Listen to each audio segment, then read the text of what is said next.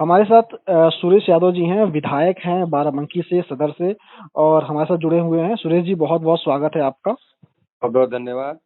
सुरेश जी, मैं आपसे कुछ सवाल पूछना चाहता हूँ।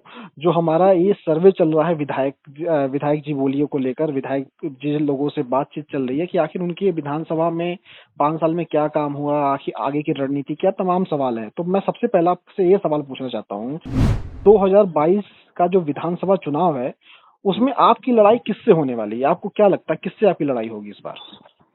देखिए, सभी लोग राजनीतिक क्षेत्र में अगर देखा जाए तो लड़ते मौजूदा से ही हैं।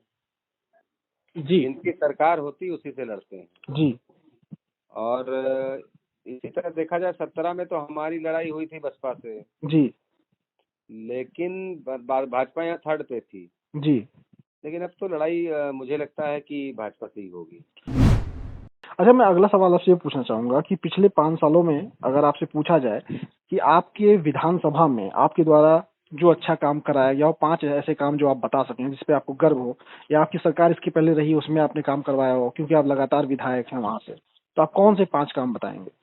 देखिए, इधर के 5 साल के 17 से अब तक के अगर बताएं तो हम नाली नाला सड़क इंटरलॉकिंग छोटे छोटे जो अपनी निधि से कर पाए, उसमें भी निधि 1 साल की रोक दी सरकार ने। 4 साल की निधि में जो कर मिला हमसे कर पाए वो किया। जी ठीक है।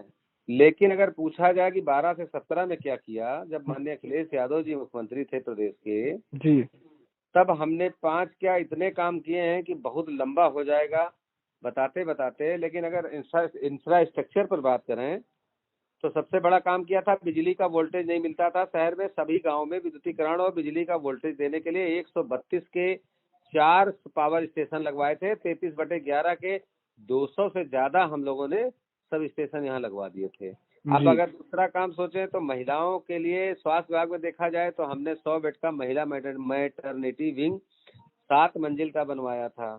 7 पुल जी। शहर के चारों तरफ बने थे। एक रेलवे ओवरब्रिज देवा जाने के लिए वो बना था अपनी सरकार में। और इसी तरह देखा जाए तो बस अड्डा बना, ऑडिटोरियम नहीं था ऑडिटोरियम बना। जाने कितने काम हम लोगों ने उस समय किए थे, जाने कितनी सड़कें बड़ी बड़ी बनाई थी 5-5 7-7 किलोमीटर की। और 86 गांव जनेश्वर मिश्रा कराए थे, जिसमें 40 लाख तक गांव में आता था।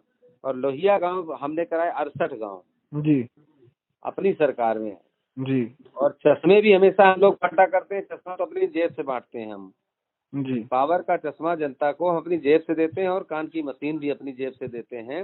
ये लगातार अनवरत चलता रहता है हमारा, जब से हम विधायक में 12 से अब तक। अच्छा, मैं चीज जानना चाहूंगा कि पिछले 5 साल बीतने वाले हैं, 4.5 साल से ज्यादा वक्त हो गया है, योगी सरकार लगातार चल रही है। सरकार का कहना है कि विकास काफी बड़े पैमाने पे हो रहा है। तो मैं जानना चाहूंगा, आपकी विधानसभा में पिछले 5 सालों में, लगभग 5 सालों में 4.5 साल हो गए, कितने विकास हुए हैं सरकार में, इस सरकार में, योगी सरकार में? जितना विकास विकास दुबे का हुआ है, उतना ही विधानसभा बाराबंकी में भारतीय जनता पार्टी ने विकास करने का काम किया।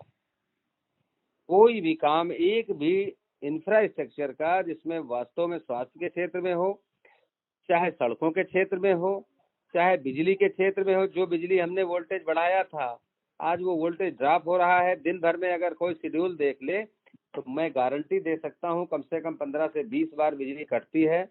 भले ही 5 मिनट 10 मिनट आधे घंटे, लेकिन इतना बिजली ट्रांसफार्मर फूक रहे हैं।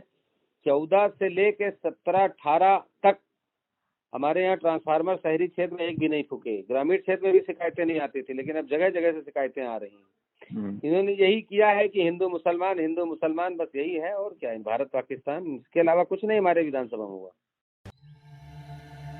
यूं ही नहीं, मैं बन जाता हूं। रोज पहले किरण का छोर ढूंढने निकल जाता हूं। धूप छांव दिन रात की परवाह किए बिना पढ़ता जाता हूं। तब कहीं उस उम्दा अनुभव को दुनिया तक पहुंचा पाता हूं। यूं ही नहीं, मैं रजनीगंधा बन जाता हूं। अच्छा सुरेश जी, मैं आपसे आखिरी सवाल ये पूछना चाहूंगा कि कोरोना वायरस जो है वो इस वक्त सबसे बड़ी बीमारी है और सबसे ज्यादा खतरा उसी से लोगों को दिखाई दे रहा है।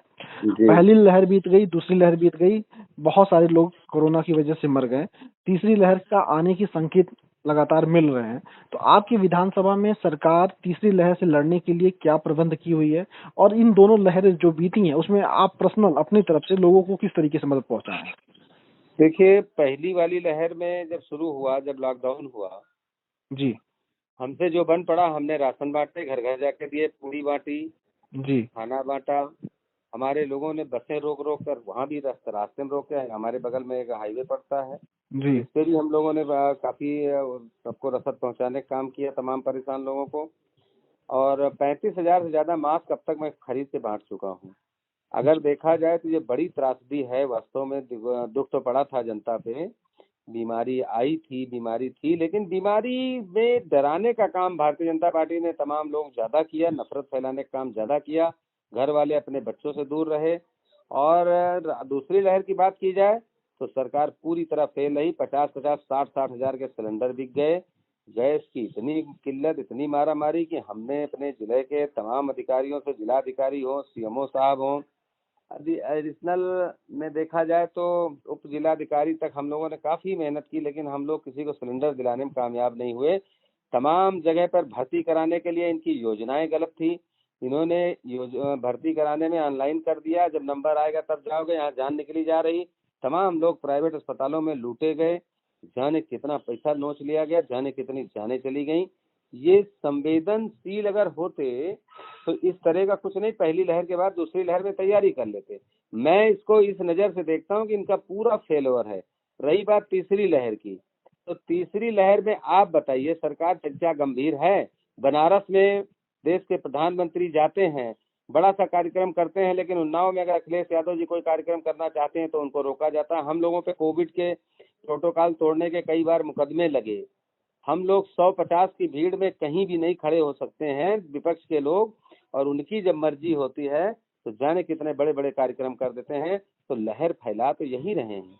लहर तीसरी रोकने का इनका प्लान नहीं है, ये केवल विपक्षियों को रोकना चाहते हैं। जो इनकी बातें इनके विरोध में करें उनको रोकना चाहते हैं, बीमारी नहीं रोकना चाहते हैं ये। जी सुरेश जी, आपने अपनी बात रखी, बहुत बहुत धन्यवाद। आप हमसे जुड़े और आप न्यूज नशा का स्पेशल शो जो है विधायक जी।